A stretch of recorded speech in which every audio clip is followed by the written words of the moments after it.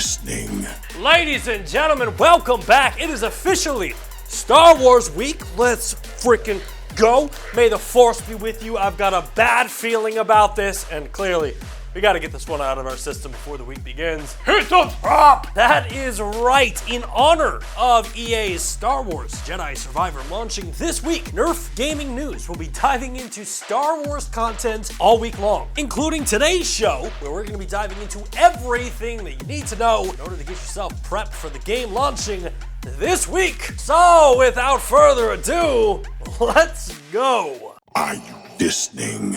Welcome back, my friends. Obviously, hype levels are way beyond midnight here on the channel, as we are counting down the days until Star Wars Jedi Survivor launches, and we will be able to jump back into the world filled with Jedis, Inquisitors, and of course, everyone's favorite bad planet-destroying cyborg Darth Vader. And at this point, I mean, it pretty much goes without saying, but spoilers straight ahead. Now, Star Wars Jedi Survivor will take place 5 years following the events of Star Wars Jedi Fallen Order. And as far as canon goes, this game takes place during the same time period as the fantastic Kenobi series, when the Jedis have fled into hiding across the galaxy, and the Emperor's Inquisitors, whose sole purpose is to hunt down and force the Jedis out of hiding, are the new rule of law, which for me makes the Jedi series such a fantastic story, because as a lifelong fan, the time between episode 3 and episode 4 was always kind of a mystery. But now, thanks to series like Rebel, Fallen Order, Rogue One, and of course the Kenobi series, that mystery is now beginning to be filled in. Now, according to EA, since the conclusion of Fallen Order, the galaxy has plunged deeper into chaos for Cal and company. The Empire has grown stronger. Fear and mistrust rule the galaxy, and players will rejoin Cal as he seeks a safe haven to call home far from the reach of the Empire. And one of the things that I'm really looking forward to is seeing how much Cal has evolved as a character.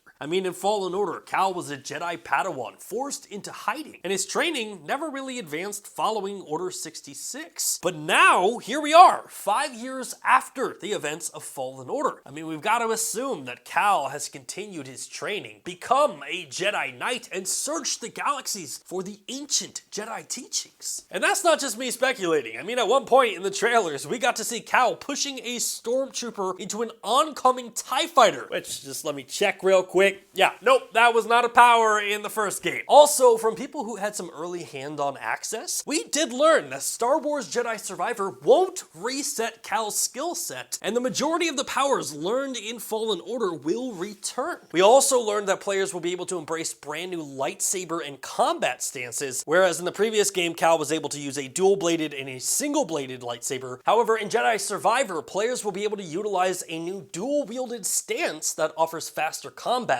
a crossguard stance, which offers a slower and more powerful strategy for Jedi, along with a blaster stance, which will give Cal a lightsaber in one hand and a blaster in the other. So uncivilized. Now, another big update for this series that we have to talk about is Cal's movement, with Jedi Survivor also giving Cal a new airburst force jump, which allows Cal to make longer distance jumps. On top of that, we now have the ability to communicate with animals through the Force and convince them to allow us to use them as mounts, which I know we saw Cal fighting a Rancor in this trailer, but if I can use the Force and mount a Rancor, dear baby Grogu, I mean, instant game of the year, not even contender, instant game of the year. Now, moving on to the topic of locations. The game's predecessor set a ridiculously high bar. And so far, for Jedi Survivor, only 2 locations have been confirmed. The first being Kobo, which will be the new home base for Cal. And Kobo will also be home to Rambler's Reach, a brand new space cantina where characters that you meet throughout the game will relocate to and offer Cal cosmetic options for himself and BD-1 throughout the game. And the second location is Coruscant. Now, EA hasn't given an official press release, but people working on the game have confirmed it. And I mean, based off the trailers, you can see that a good portion of this game is taking place in Coruscant. In fact, one of the earlier trailers that this game had showed a senator in Coruscant who is kind of being hinted as one of the baddies, but yeah, Coruscant will be a playable level in this game. And of course, put your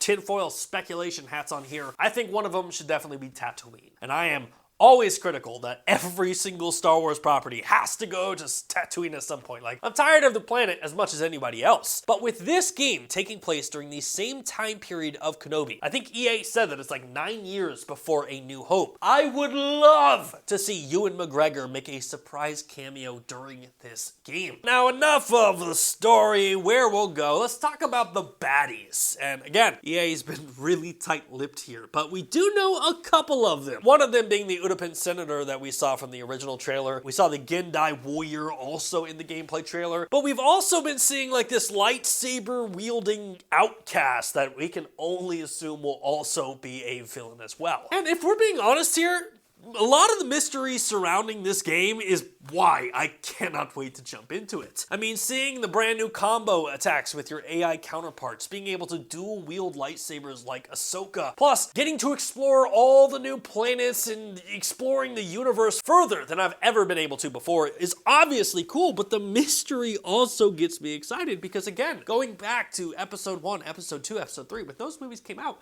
I had no clue what they were about. So a lot like those, Jedi Survivor is a new Star Wars experience for me. In fact, I remember playing Fallen Order for the first time, and we had such a bad run of Star Wars games at that point that when I was playing it, I remember being blown away and thinking like, we don't deserve a Star Wars game this good. And that alone, thinking about like the new game, gets me hyped, because if that is the level of quality that EA is bringing to this new game, I'm all in. Now, Star Wars Jedi Survivor will be releasing on April 28th for the PlayStation 5, Xbox Series X and S, and EA is currently offering a bunch of pre-order bonuses, with standard edition pre-orders getting an Obi-Wan Kenobi inspired cosmetic, which includes like an Obi-Wan outfit, Obi-Wan's lightsaber hilt, and of course Obi-Wan's blaster, while deluxe editions of the game will get a Han Solo and Luke Skywalker themed cosmetic sets. And again, I am a sucker for Star Wars. You throw the Star Wars logo on it and I buy it, but that BD1